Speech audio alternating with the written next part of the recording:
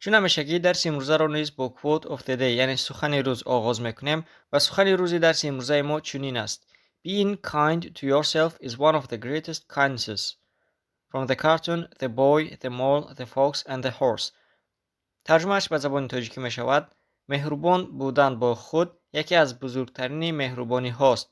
از فیلم تصویری پسرک، کرموش، روباه و اسب.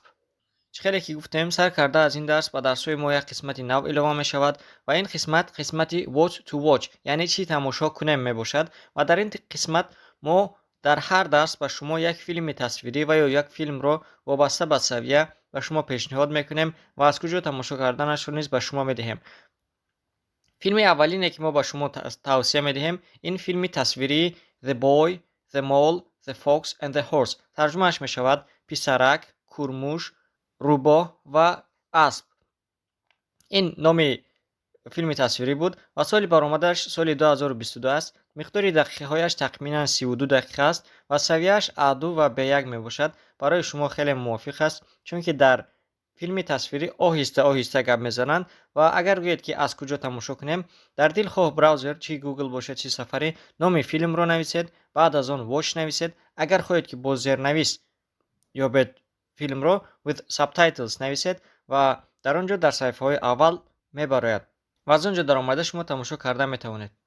New words کلمه های نو. Noun اسم، pronoun جانشین، verb فعل و یا خبر، subject مبتدا، object پرکننده، sentence جمله، candy شیرینی و یا کنفت، ship کشتی، ocean اقیانوس، parents والدین، eraser خطکور کنک، sky آسمان، fly پرواز کردن، hold نگاه داشتن، erase تازه کردن پاک کردن، shine درخشیدن، sail شنا کردن با کشتی، contain در بر گرفتن.